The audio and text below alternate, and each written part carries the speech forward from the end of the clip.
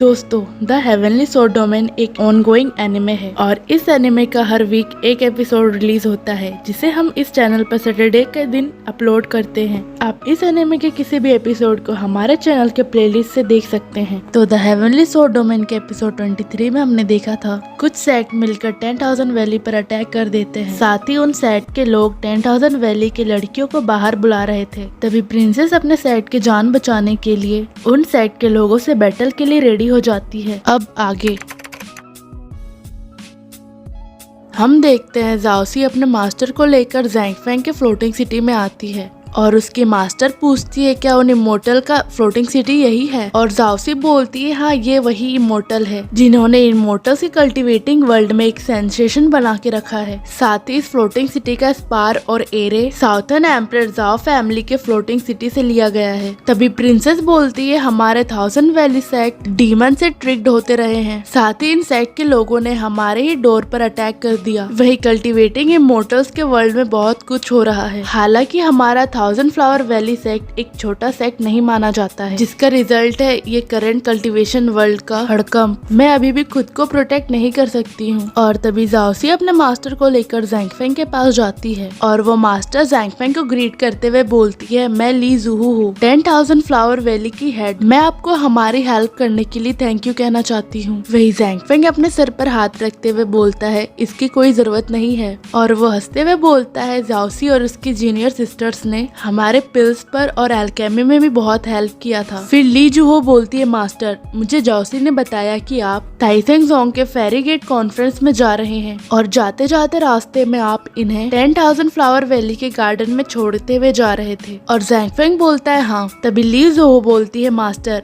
मैं आपको 10,000 flower valley को बचाने के लिए रिपे करना चाहती हूँ, और क्या आप हमारे सेक्ट पर चलेंगे? मुझे नहीं पता कि आप इसे अप्रिशिएट करेंगे कि नहीं। और ज़ैंगफेंग तभी मना कर देता है और मनी मन बोलता है मैं अपने डोमेन रेंज के बाहर बिल्कुल भी नहीं जा सकता हूँ। और फिर ज़ैंगफेंग ली जुहो से बोलता है कि मैंने सुना है एम्परर ताइसेंग वर्ल्ड में हुए अर्थक्वेक के लिए एक फेरीगेट मीटिंग रख रहे हैं जिससे कि त्यानियोन कंटिनेंट के आसमान में हुए छेद को हम लोग रिपेयर कर सके, और इस वर्ल्ड का हिस्सा होते हुए नेचर को भी कंट्रीब्यूट करना चाहिए। और तभी ली जुहो बोलती है इमोर्टल से कल्टीवेटिंग वर्ल्ड में बहुत उथल पुथल है, साथ में ये ताइसेंग जोंग का इमोर्टल गेट कॉन्फ्रेंस, और मेरा सेक्ट मोडाओ के द्वारा दूसरी बार अटैक नहीं हो सकता है। फिर वो ज़ैंगफेंग को ग्रीट करते हुए बोलती है मास्टर मैं सच में आपके साथ ताइसेंग जोंग इमोर्टल गेट के कॉन्फ्रेंस में जाना चाहती हूँ, क्या मैं आपके साथ सेम रास्ते में जा सकती हूँ मास्टर? और तभी ज़ैंगफेंग खुश होते हुए बोलता है हाँ जरूर। साथ ही हेडली आप लोग एल्केमी में भी बहुत अच्छे हैं और ये हमारे बीच कम्युनिकेट करने के लिए अच्छा समय है। फिर ली जुहो ज़ैंगफेंग से थैंक यू बोलती है और बोलती है कि मैं इस ट्रिप के लिए किसी को प्रिपरेशन करने के लिए बोलने जा रही हूँ। वही ज़ैंगफेंग मनी मन बोलता है मास्टर ली इतने जल्दी में क्यों है? फिर हमें थोड़ी देर बाद का सीन दिखाया जाता है जहाँ ली जुहो अपने बाकी डिसाइपल्स के साथ ज़ैंगफेंग के फ्लोटिंग सिटी में बहुत सारा सामान लेकर आ जाती है, और ज़ैंगफेंग शॉक होते हुए बोलता है ये क्या है, ऐसा क्यों लग रहा है कि आप लोग हमारे फ्लोटिंग सिटी में मूव कर रहे हैं?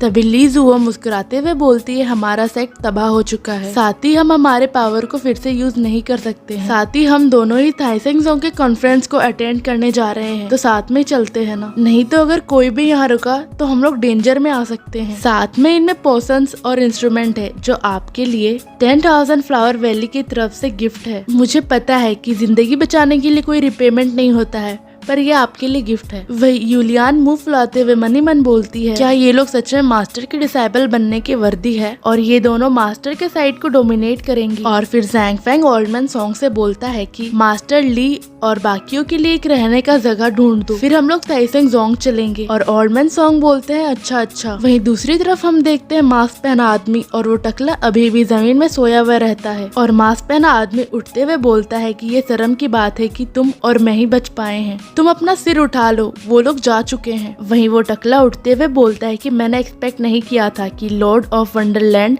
इतने पावरफुल हो सकते हैं। वहीं आधा से ज्यादा तो बिना किसी को देखे ही मर गए। फिर मास्क पहना आदमी बोलता है हमने बहुत कुछ खोया है, हमें रिवेंज के लिए फोर्सेस ज्वाइन करना चाहिए। फिर टकला बोलता है हाँ चलो हम मैजिक डाउ के कॉन्फ्रेंस में चलते हैं, हम लोग इमोर्टल लैंड के लॉर्ड से खुद से डील नहीं कर सकते हैं। मैं ये बिलीव नहीं कर सकता कि ये ओल्ड डेविल्स अब तक इससे डील नहीं कर सकते हैं। और फिर वो दोनों वहाँ से चले जाते हैं। वहीं हम देखते हैं ज़ैंग फेंग अपने फ्लोटिंग सिटी के साथ ताइसंग ज़ोंग पहुंच चुका था और ओल्ड मैन सॉन्ग अपने फ्लोटिंग सिटी से नीचे देखते हुए बोलते हैं ये सच में 8 ग्रेट इमोर्टल गेट्स में से एक होने के लायक है। The supreme sect immortal gate ये त्यानियन कंटिनेंट के कल्टीवेशन सेट का स्ट्रेट बुल है। साथ ही में ये प्रैक्टिस करने का एक शानदार वर्ल्ड है और ये त्यानियन कंटिनेंट के हिस्ट्री में बहुत रेयर है। और तभी लीज़ो बोलती है हालांकि मैंने इसे अपने 1000 फ्लावर वैली के क्लासिक्स में देखा है, लेकिन अपने खुद के आंखों से देखने में मैं बहुत ज्यादा शॉक हो गई हूँ। सच में ताइसंग ज़ोंग 8 इमोर्टल गेट में से एक होने के लायक है, साथ ही तीनों सेक्ट में सबसे पावरफुल भी है। मैंने सुना है कि ऑलमोस्ट सारे ज़्यूजियान सेक्ट और एस्ट्रोक्रेटिक फैमिलीज आ चुके हैं। और तभी यूलियान आते हुए बोलती है मास्टर हमें नीचे कब जाना चाहिए, और वो बच्चों की तरह एक फेस बना लेती है। वहीं ज़ैंग फेंग मन ही मन बोलता है ये मॉडिफाइड हुआ करता था, लेकिन मैं भी इस कॉन्फ्रेंस को अटेंड करना चाहता हूँ, पर मैं अगर स्वॉर्ड डोमेन रेंज को छोड़कर गया तो बस एक ऑर्डिनरी इंसान बन जाऊंगा। और तभी ज़ैंग फेंग बोलता है तुम्हारा मास्टर इसके लिए बहुत लेजी है, तुम मास्टर ली ज़ुओ